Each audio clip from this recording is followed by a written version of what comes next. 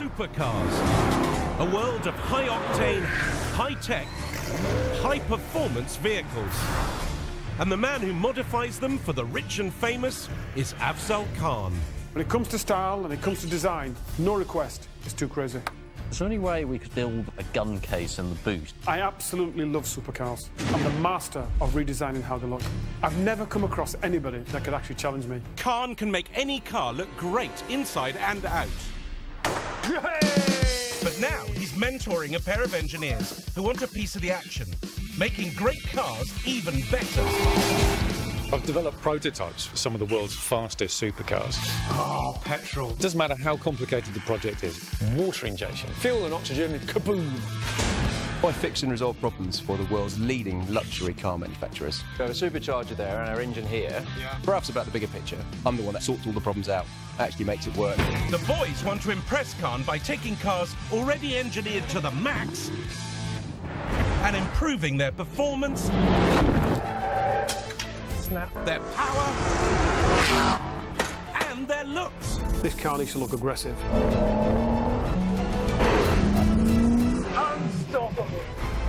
Will the engineers ever join Khan's empire? We spent £1.3 million on that car. Oh, can he smell clutch? Or will they end up on the scrap heap? Mr. Khan has given us a golden opportunity here. Let's just hope we don't mess this one up.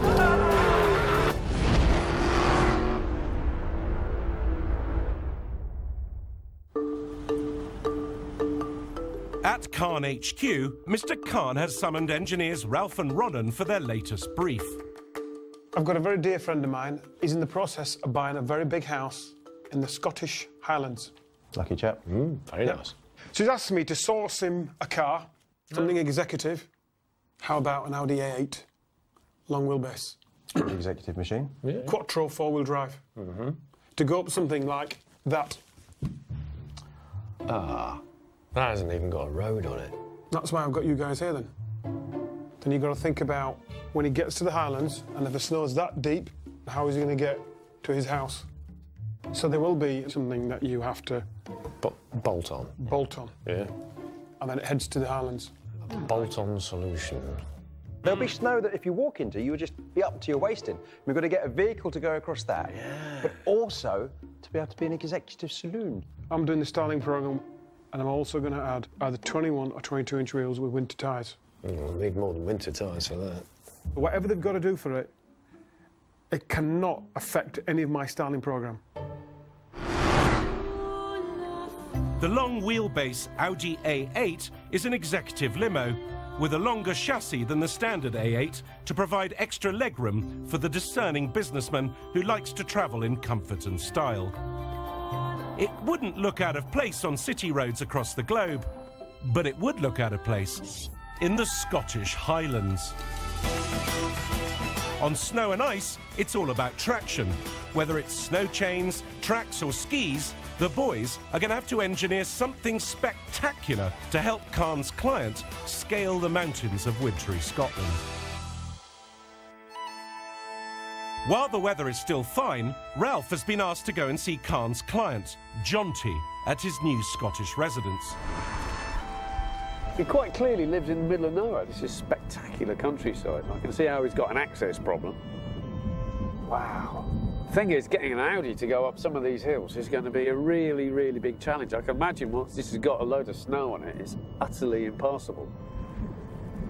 I seem to be running out of road. I'm in the middle of nowhere and there's no house. Oh. Thank you, sat-nav. It's now become clear why Jonty needs an Audi that can travel just about anywhere. Boy, blimey. Oh, I can't give up. Can't let the customer down. Onwards and upwards. Don't want to step in that. Aha, Jonty, I presume. Ralph, how you doing? Fantastic. Nice to see you. Pleased to meet you. Pleased to meet you. It's a fantastic location. Pretty special, isn't it? Yeah. So, what's the brief then? What do you need? Well, we're going to be bringing potential and future clients up here, so it's got to have a real executive spin behind it. But we also want something that can get up maximum terrain, because it is remote. So being this far north, I suppose you're going to get quite a bit of snow. You get snow drifts in excess of sort of 9, 10 feet. Right, okay. So it can be the case that you're snowed in here for quite a while. You need that access. Right, okay, so we need something that'll float on top of that lot. Are you fairly sort of open-minded to new ideas? You don't mind if it doesn't look standard? I wouldn't want it to look standard, as long as it's got an executive spin to it. I think we might end up with something that's going to be distinctive. I'm excited. Jonty wanted somewhere where he could be in privacy, developing his secret stuff, and he's got that in bucket loads.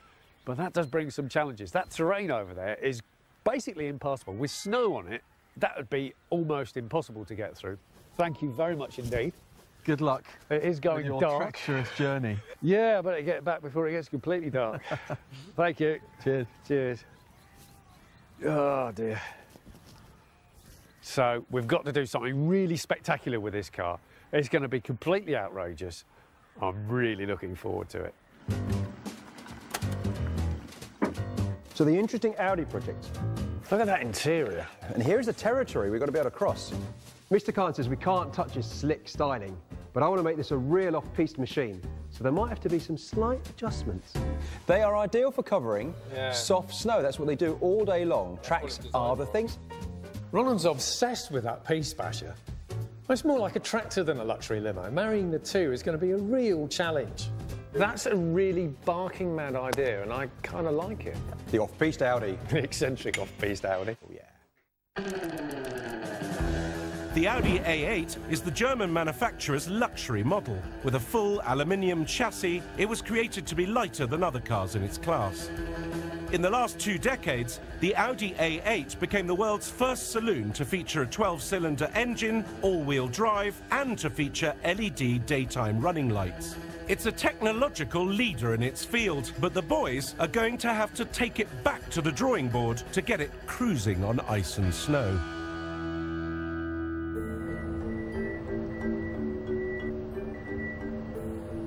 To understand how it currently performs in Arctic conditions, the team have brought the Audi to an indoor snow centre. Just because it's got four-wheel drive doesn't mean it will go anywhere. This is the way to do it, nice and relaxed, driving uphill with ease, no problem at all. Very impressive, sir, very impressive. Yeah. The trouble with the regular tyres on this car is they'll just fill up with snow straight away and you end up with a slippery band that's got no traction whatsoever. And what we'd expect is it can go downhill very readily. Possibly not under control. Possibly not. And once it gets to the bottom, it's probably going to get stuck pretty much instantaneously. Just like being in the Alps, this. Here we go, then. Right, OK. So turn while we're still on the hard stuff if you can. Oh, I say, that feels like you're not entirely in control, are you? And no, you're not entirely in control. Yes! Oh, man. Nicely done. The four-wheel drive is a great starting point, but the rest of the car doesn't really help. You've got overhangs, you've got low ground clearance, and you've got no traction from the tyres. With the downhill test complete, it's time to see the Audi's uphill capability. Ready? Yeah. 3, 2, 1, launch! Oh, oh. Did I make it a metre? You might have done. Do you reckon I can actually get this to go backwards? No. OK, going backwards now. Not backwards, not forward. That's pretty much stuck. All right, shovels. Yeah. Shovels. Now, the brief for this project is really quite challenging, but Mr. Khan's choice of car is bizarre. We would never have chosen this as a starting point. It just doesn't make any sense at all. It makes the whole project a lot more challenging, which is why we kind of like it. Well, I think today's little experiment shows conclusively that the crucial thing is the contact patch on the ground and the sort of traction, the mechanical traction you get into the snow. The test has proved they need much better traction, but will they go for specialist tyres or the extreme option of snow tracks? I think we could do quite a lot with winter tyres on there. They have got fairly good grip on ice. You're right. They probably would have made it up the slope, but they will not cross powder snow, which is what our brief is. Yeah. We know it won't do that. You need to spread the weight out over the soft snow. OK. So we need to spread it out. So maybe massive balloon tyres like a monster truck or tracks. I mean, today's definitely demonstrated tracks work, which we knew. That thing over there is awesome. I personally like tracks. I know, balloon tyres. Balloon tyres. Monster truck wheels and tyres. Tracks. You'd never be able to get balloon tyres to turn in those arches. What, and you'll get tracks to turn in them? Might be able to. To get this luxury barge to do more than slip, slide and wallow around in the deep snow is clearly going to be a huge task. And the solution isn't going to be found at Mr. Khan's Bradford base. So, to find some answers, Ronan has headed into the mountains to a specialist alpine testing circuit. We know the Audi's got to be able to cross deep, soft snow and really hard, slippery ice. And what better place to find solutions than right here, where they have all the conditions we want to look at? Firstly, he's arranged to meet ice driving instructor Simon Bax, who has some very special winter tyres for Ronan to try out. The ice racing school uses studded tyres, that's with little metal studs embedded in the surface of the rubber, which grip hard onto the ice. They'll actually go in like crampons on a climber's boots, dig into the ice and propel you forward. Time for Ronan to put them to the test. So, let's slide now. OK, let's have fun.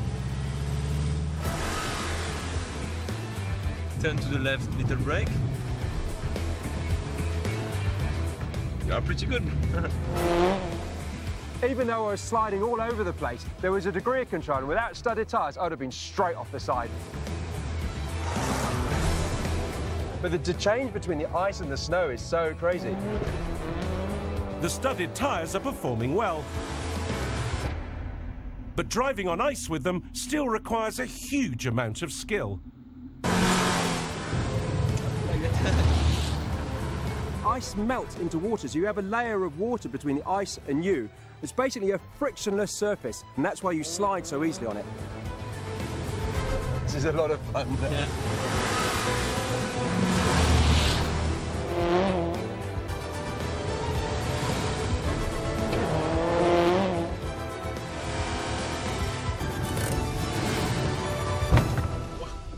The test is over, but Ronan isn't convinced that studded tyres are going to get their Audi up the mountains of Scotland. They grip in a way that no other kind of tyre would, but they'll be no good on deep, soft snow. They'll still sink in.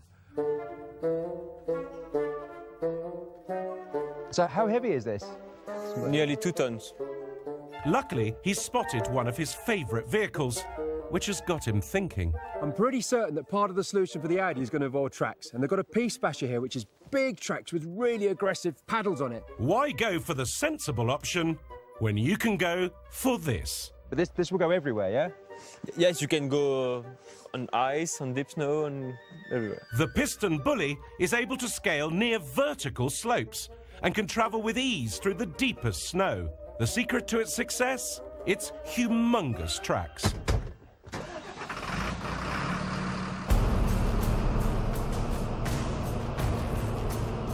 Really? We can go down that without a problem? No problem. I believe you. Now, this is quite amazing. This is really quite something. It's completely in control. Yeah? Yeah, it's not slipping, it's not... No. It's just amazing. No. Having been in the Piece Basher, it confirms that tracks are one of the best solutions for deep, soft snow. The blades of the track are just sinking in, but we're not sinking into the soft snow. It's just really something. A tracked vehicle like the Piece Basher works so well because it spreads its way out over a large area. So actually the amount of pressure on the ground is quite low. What is the maximum speed? 20 kilometers. Okay, it's enough. A machine like the Piece Basher would be great for getting our client to his house, but it's no good for travelling at speed, certainly not an executive saloon. This is incredible. It's really incredible.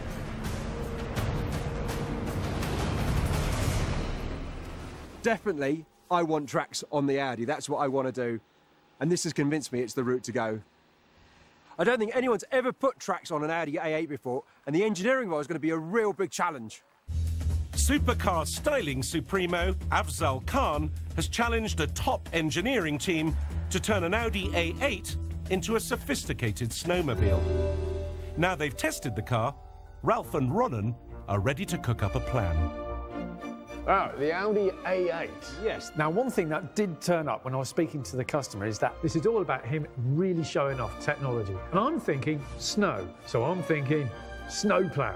Step one, we're going to make the Audi really stand out. And what could be more outstanding than a snowplow on the front of it? When you get into a car and it's really, really cold, it's really, really horrible. You want to be comfortable for the moment go as well. Step two, to make the car ready to go in the coldest of conditions, we're going to fit a preheating system. Having been to the client's house, it's really inaccessible. It's really difficult when there isn't any snow, but with snow, it's going to be virtually impossible. We need to give it some real off-piste stability. I think about tracks.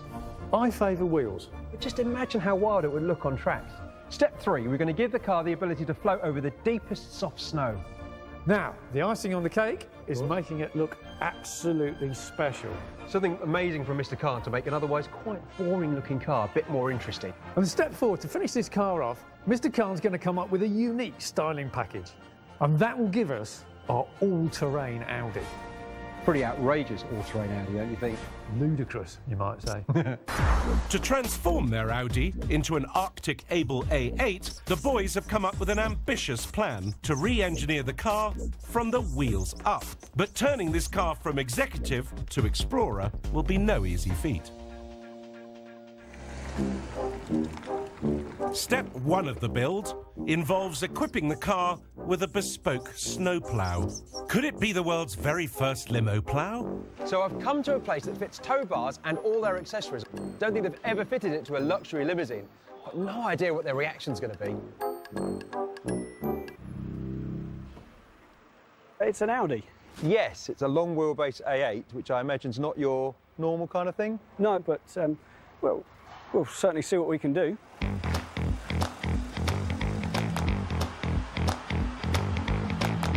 So, okay. So what's everything come off the front? Yeah, we got to take the bumper off now. Out that way. You don't. Oops, sorry. There you go. But we need to get to something really solid to fit the bracket that's going to accept the snowplow. And we don't know quite what we're going to find yet, so we need to take this bumper off and see what's under there. Put it down here? Yeah, just put it on the carpet. Okey-doke. So, what have we got under here?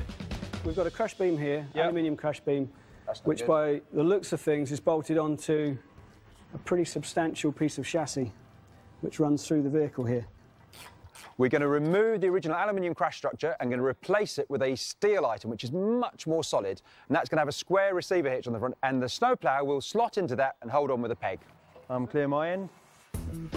The new mounting bracket will be fabricated out of 4mm steel. The piece that came off before was not designed to carry any weight, only the plastic bumper, whereas this is designed to carry a snowplow or a tow hitch or anything like that. Much, much more substantial. And this is what the bracket must support. A 130-kilogram motorised ploughing blade, capable of clearing snow 200mm deep. I'm looking forward to seeing that on the vehicle. I think it's going to look good when it's done. I can't see Mr. Khan adding it to his product range. The Khan Executive Snowplow.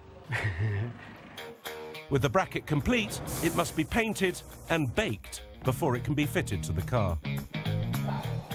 It is definitely not weak.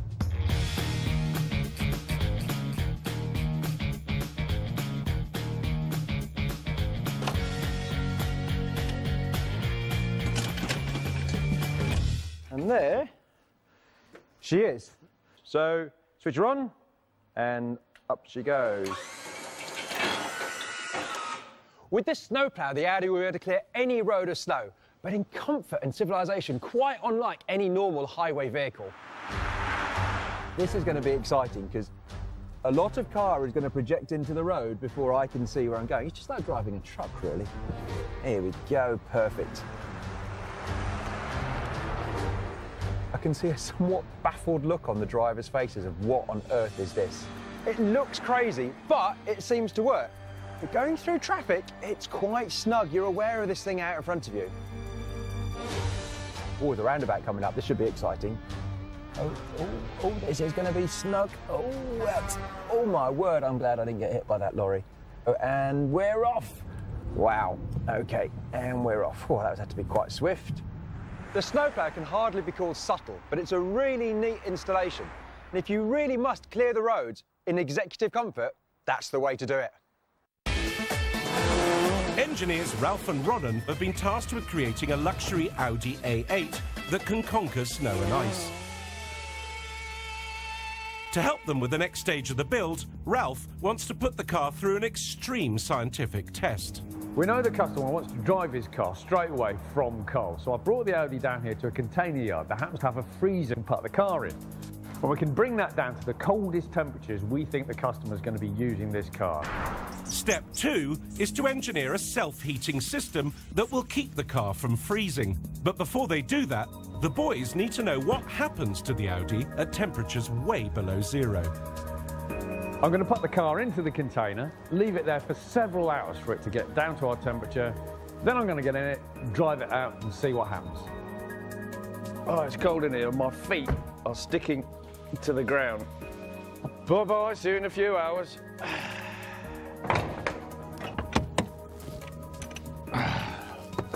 Right, let's just check the temperature. So I've set it at the moment to -18, which is kind of representative of what our customer's going to be using the car in. There's a good couple of hours wait to get the whole mass of car down to temperature. So time for a cup of tea.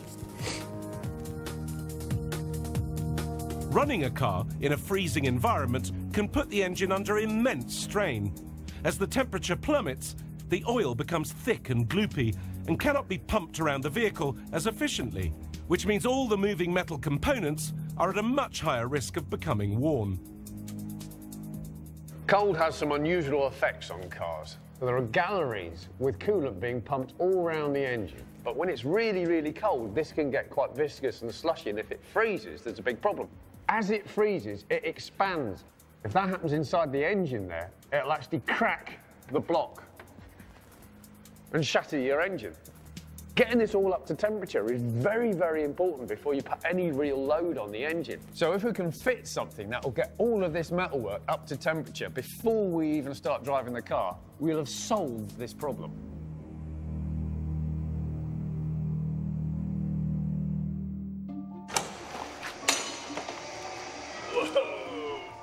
Yeah, that's all looking pretty frozen. Here we get, see if the door will open. Oh, that is cold. Let's see if it starts up. Oh, that's the brakes unlocking. Oh, this is an extremely unpleasant experience. I'm not enjoying this at all. I'm gonna have to get out. It's just too much. The brakes have iced up. The windscreen's completely frosted up, not to mention the strain that the engine's under.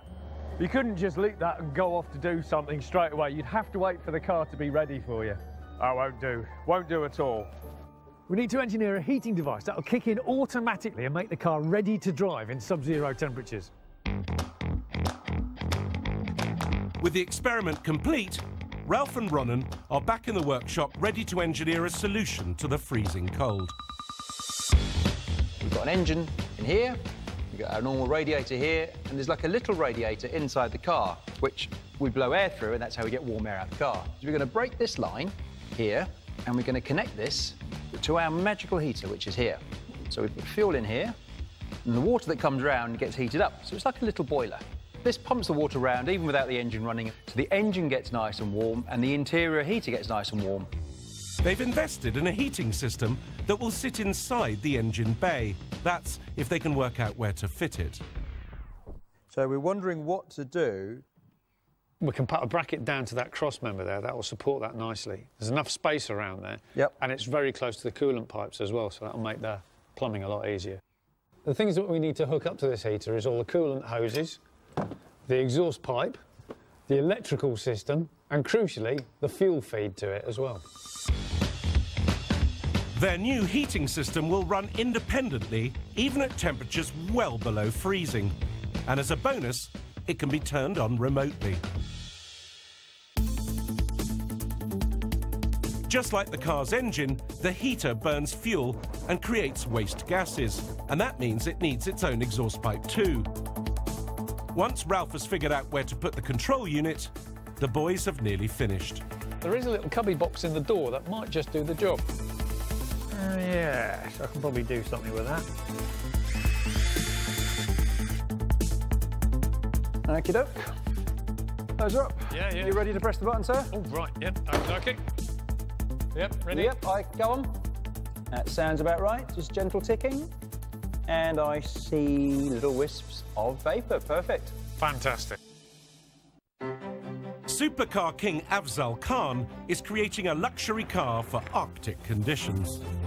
Ralph and Ronan have fitted a clever independent heating system to stop the Audi from dying in the cold.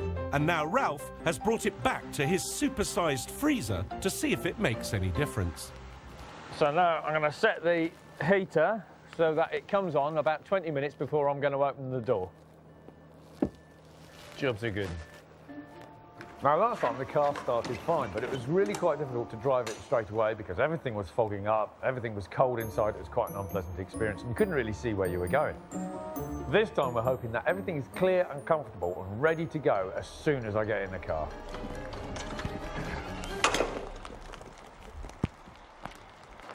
Here we go.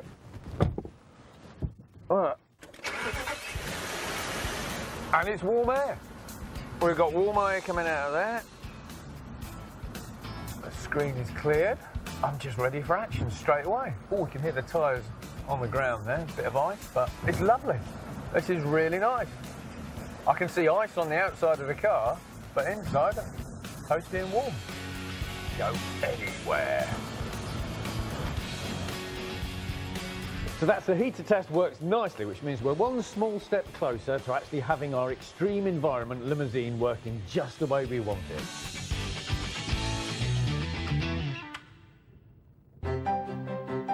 Whilst Ralph and Ronan look after the engineering of the Audi, as head designer, it's Khan's job to give it an eye-catching look. The A8's darling, we've got to get this right. With no time to spare, he's assembled his design team to start brainstorming ideas. So on this project, I want to create something that looks very similar to the RS6, but on an A8 platform. So the front spoiler's got to have some cool vents on. I like the fluted vents in the bumpers. It works well with this car. Audi have used it before, and I think we should just follow suit. It's very key for Ralph and Ronan to get this project right. Their execution of the engineering has to match my design.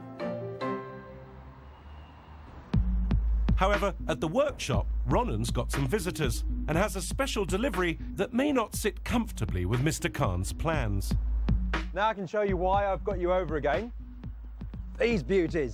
Wow. Yeah? Step 3 of the build is increasing the traction of the car on ice and snow, and Ronan has had a bespoke track system made for the Audi. They're going to go where the wheels used to go? Yes, I have seen that. They are huge. I called my friends Danny and Dennis over from Germany, who are experts in air suspension systems, and they're going to help me modify the system on the Audi so that we get the maximum possible ride height.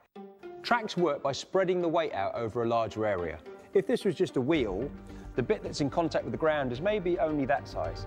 And so if you're on soft ground, that sinks in. Compared to that, we've got this area, all that length and all that width. It's, I don't know, maybe 10 times bigger. And so the pressure of the whole car on the ground would be less than a person walking on it. These bespoke tracks have been manufactured and shipped from America.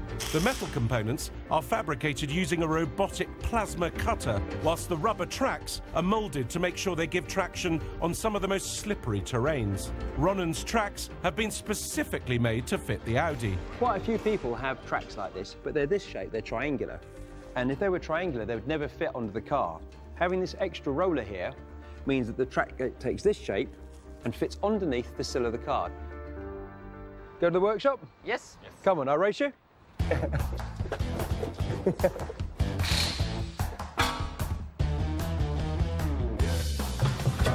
The first step is to increase the ride height, allowing the tracks to fit in the existing arches.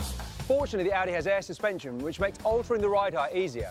The German system enhances the Audi's current air suspension by adding a new air compressor in the boot that pumps up the suspension by over 30%. So we've got an air tank, we've got the compressor, we've got the electronics, we've got a valve block. So it's all been fitted into the wheel well, and it's actually a really neat installation. The only thing we've had to sacrifice is the spare wheel, but we're going to have tracks, so that doesn't matter. It's the moment of truth. Will the tracks fit onto the luxury Audi? Now we try and get this on. The fun part of lining it up. So we need to lift the suspension up a little bit. Yeah, not much actually. I think this is going to look amazing when it's on. So up a little bit.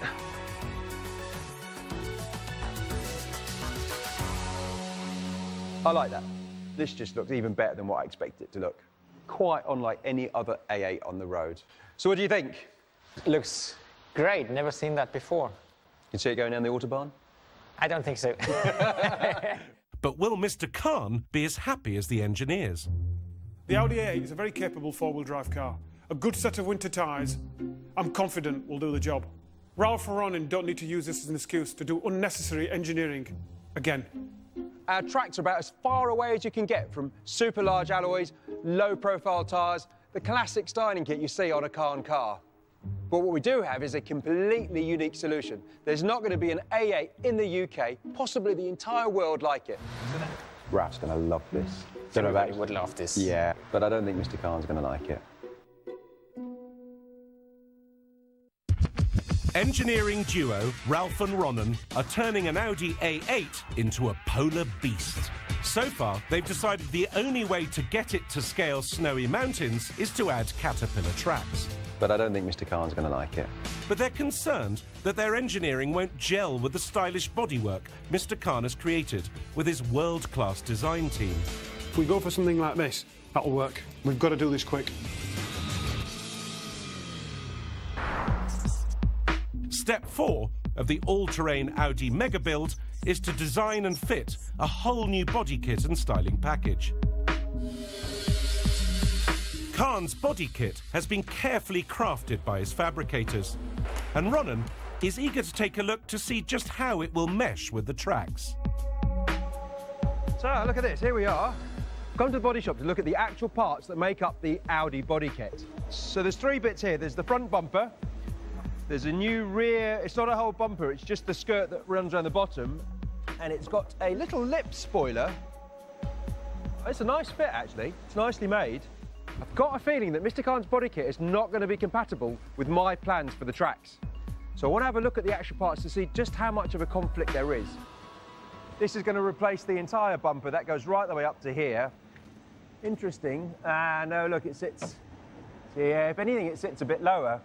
I've seen the body kit now, and it confirms what I thought. There is definitely going to be a conflict between the tracks that we're going to put on it and Mr. Khan's body kit.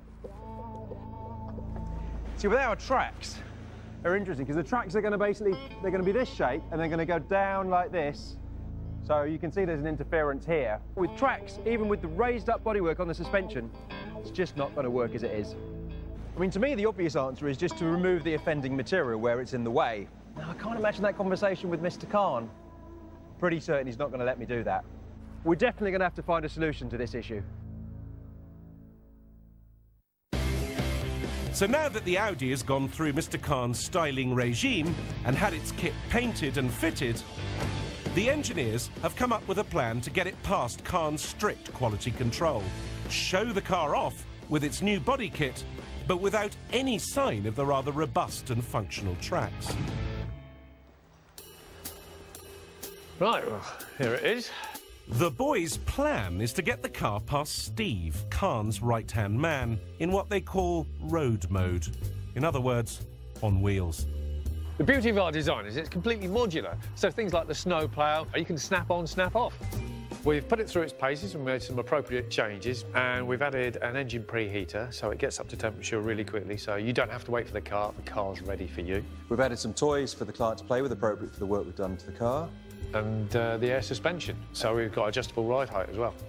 And we've done the body kit, as you can see.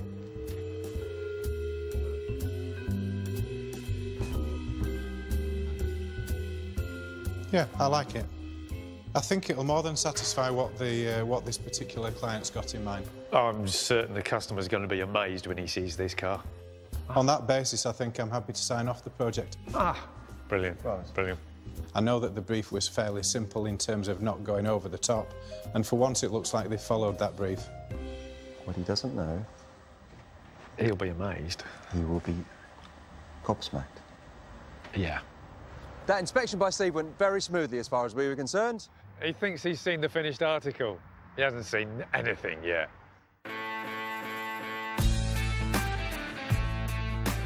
Now the Audi has passed quality control, the boys need to get it back into the workshop quickly so they can strip it down and put the tracks back on. You know, when all this is back together again, this car's going to look awesome. Personally, I think it looks pretty awesome like this. I'd leave the front off, but that's because I like Mad Max films.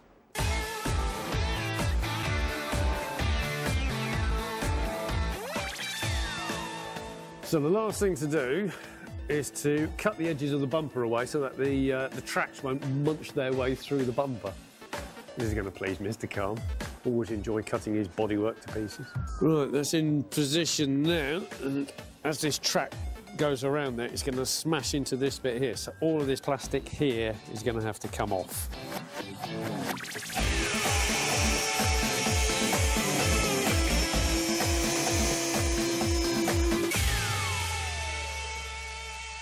Right, that's a load more clearance we got there now, compared to how it was before when we had that bit in the way. So any slight flex in the tracks or the suspension going up and down, and that would smack into that and start ripping it to pieces. So now we've got that much clearance. This is a really professional job. Mr. Khan will never notice. Maybe. Look at that. That just looks awesome. What an awesome looking machine. In their quest to create an Audi A8 capable of taking on Arctic conditions, Ralph and Ronan have re-engineered this luxury car from the inside out. They fitted a modular, bolt-on snowplow system, an engine preheater to ensure the car works and is comfortable in the coldest of conditions, adapted the suspension system and fitted all-terrain tracks. And Mr. Khan has given the car a sporty new styling package. Ronan is at the test location, waiting to reveal the car to the client and Mr. Khan's right-hand man, Steve Whitaker. But Ralph has been delayed. And we found a problem. This morning, whilst I was running the system up, trying it at full pressure, at full height, sadly, it blew the airbag to pieces because we were running the system at the absolute limit. What we've now decided to do is fit a collar in. That means we don't need to run it at full pressure, so we don't risk blowing the thing to pieces again. So I've got to get it down there in time, otherwise we're going to look really stupid.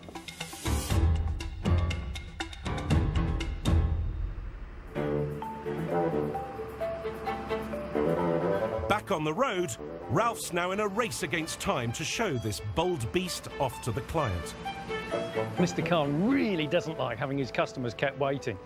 So this better work, otherwise we're in a lot of trouble. So where's Ralph got to? I'm not sure. Just don't panic. He'll be here shortly. It's not like Ralph to be late, and he certainly never, ever lets us down. Last time Steve saw it, it was in road mode with the wheels on and the other trim on it.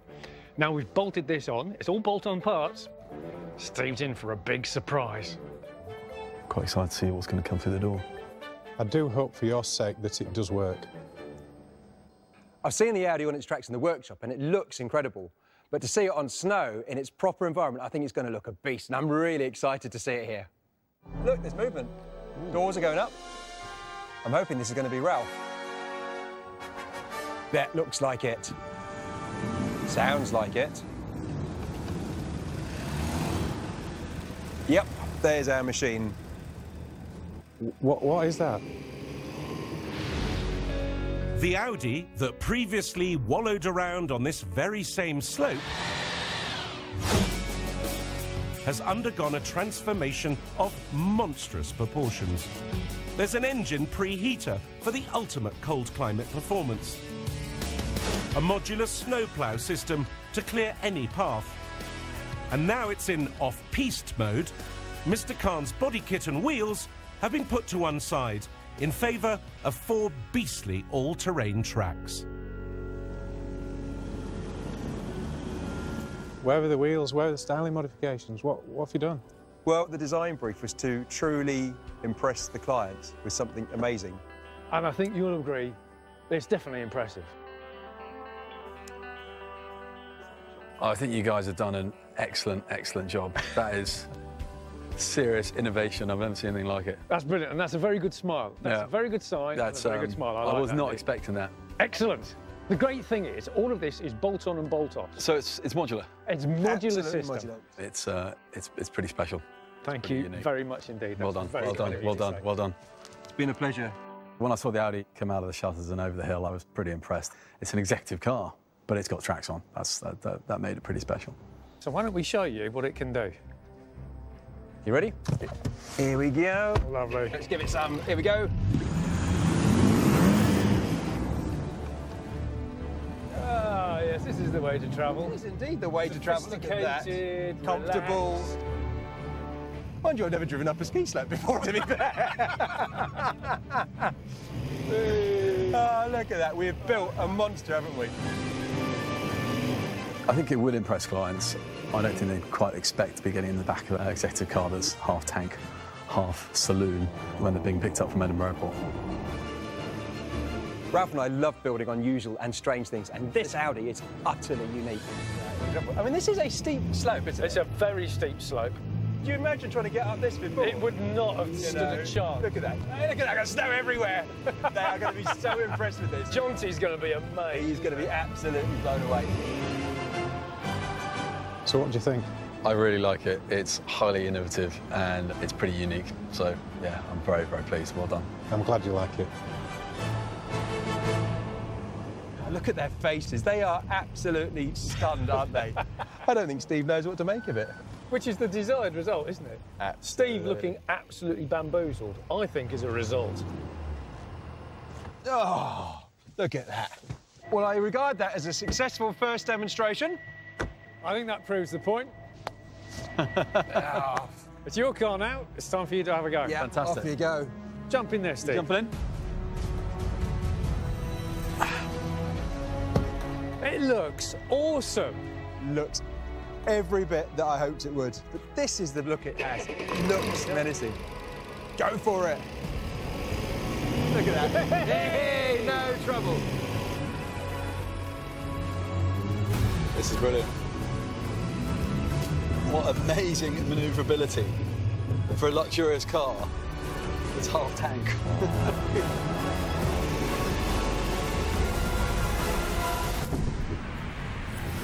That is really, really, really impressive.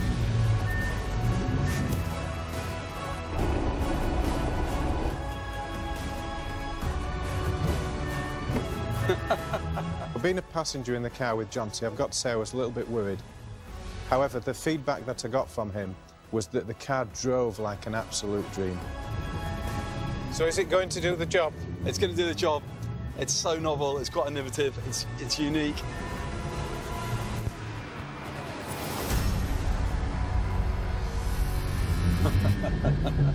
That is absolutely brilliant. What do you think? Guys, I like it so much, I think I'm probably going to take it home from here, so... What, now? Yeah. So, Ralph, you and Ronan will have to make your own way home. Ah, OK. See you later. Thanks, guys. Right. Peace. Right, OK, bye. Did you tell him about the maximum speed limit on those tracks? You'll find out. It's fine. They'd be great on the tarmac. You know what that means? Cup of tea? Cup of tea. Right. Right then, off we go.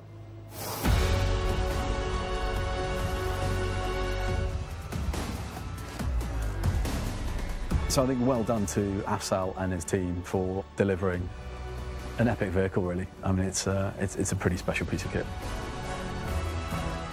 We started this project looking to create the ultimate off-piste Audi. And we've absolutely done it, haven't we, mate? Too right. It's a beast.